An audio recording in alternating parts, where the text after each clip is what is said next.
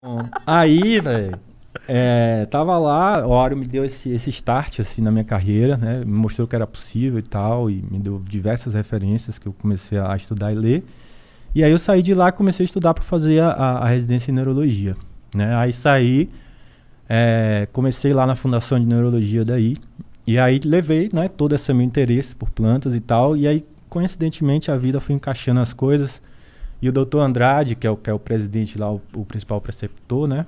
Ele gostava muito disso. Ele já estudava, a mãe dele tinha ensinado diversas plantas medicinais para ele. E aí, na época, pô, doutor, vamos estudar, tem essa planta, tem essa, isso daqui faz bem pra caramba pro Parkinson, olha essa planta aqui no Alzheimer. E aí ele falou, Giovanni, vamos logo estudar cannabis medicinal, isso daí vai ser o futuro. E aí... E aí eu, na época, poxa, estudar cannabis era muito difícil, sempre foi muito difícil estudar cannabis. Por toda a questão legal mesmo da coisa, de você não ter acesso ao produto. De forma legal, né? De forma legal. E aí, nessa época, a gente começou a publicar alguns relatos de caso, porque já estava a gente já conseguia importar a medicação, né? A medicação ela já chegava, então a gente já tinha um produto para poder utilizar de fato. E esses relatos de casos foram divisores de águas também, assim, no potencial da planta, né? A gente viu coisas, assim, acontecerem que surpreendeu a nós, a mim, que era jovem, a doutora Andrade, que já tinha uma carreira enorme, tipo, né? o quê? O que tu viu, assim, que Pô, foi? controle de crises convulsivas, controle de quadros psicóticos gravíssimos, né? Controle de transtorno do sono, que já usava diversos tipos de hipnóticos ou de sedativos sem efeito. Então...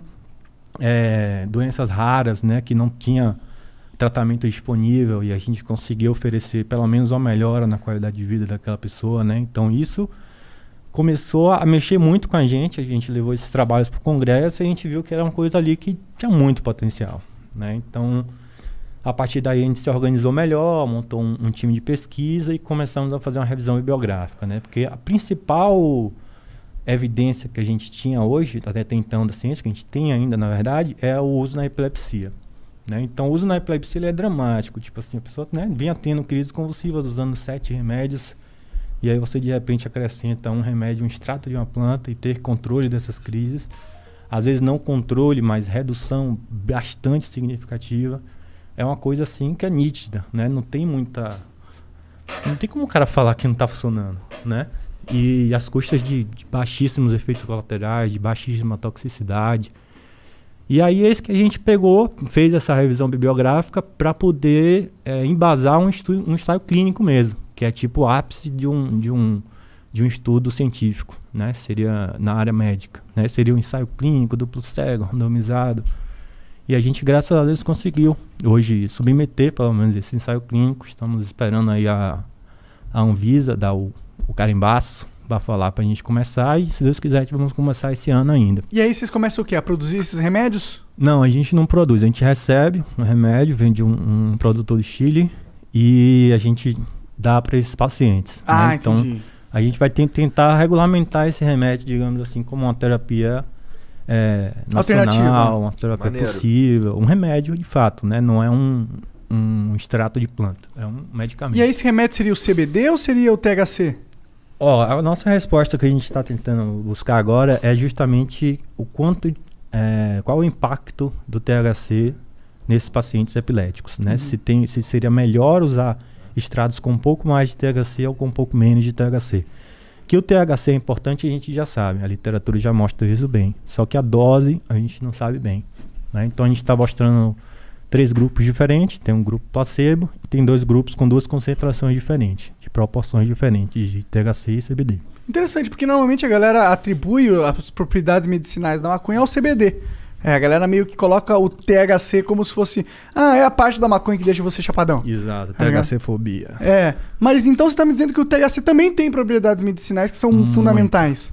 Tem muita propriedade. Inclusive, assim, sendo bem objetivo, o grande protagonista do sistema endocannabinoide, né, vindo das plantas, porque as plantas elas têm moléculas que se assemelham a moléculas que a gente mesmo produz, né? Então a gente produz uma molécula que é a anandamida, que é a substância da felicidade, né? Dita substância da felicidade. Como que é? Anandamida? Anandamida. Anandamida? Isso, ela foi descoberta isolada, assim, em 92, né? Pela a galera lá de Israel, o Mershulam, que é um dos maiores recente, hein? Bem recente. E aí, a partir daí, entendeu-se que o THC, ele é muito parecido com a anandamida e ele age nos mesmos receptores. Né? Então, o THC, ele é realmente o protagonista de ação, digamos assim, dentro desse sistema. Só que o canabidiol, ele age em vários outros receptores e age de forma fraca nesse receptor principal, que é o CB1, o CB2. Né? Mas tem muitos outros mecanismos de ação que fazem com que esse sistema, né, que é o sistema endocannabinoide, funcione melhor. Então, para quem ainda tem algum tipo de preconceito, sabe que todo mundo produz um certo tipo de maconha endógena, né, de maconha natural. Então, o que a gente tenta com a planta é equilibrar esses níveis, porque frequentemente em doenças crônicas a gente tem níveis baixos, né, de endocannabinoides circulantes. Então, a gente repõe com os fitocannabinoides da planta. Entendi. Que são muitos. E tu, né? tu tava falando que eu falei que, pô, eu pensei que só tinha THC e CBD. Tu falou, não, tem várias paradas, tem mais de 100 substâncias na planta, né? Pô, bombzão, hein? Pô, da hora. Pô, vai esquentar já, demorou? Daqui, Agora vai. Já. Não, ele tá me esquentando aqui. Desculpa. Então, o que acontece? Dentro da planta, a gente tem de canabinoides, né? Que são essas moléculas que são THC, o CBD, a gente tem mais de 100. Né? Então, tem o canabigerol, canabinol, canabicromeno, enfim, tem diversos. Todos eles têm alguma aplicação medicinal? Aí, como a ciência ainda é recente nesse assunto, a gente não tem o detalhamento técnico de todos esses canabinoides. Né? O que a gente entende hoje, pelas pesquisas que a gente tem, que são muitas, tá? Não são poucas, a gente já tem muita pesquisa, só que a gente tem muita coisa a pesquisar ainda também, em igual proporção ou maior.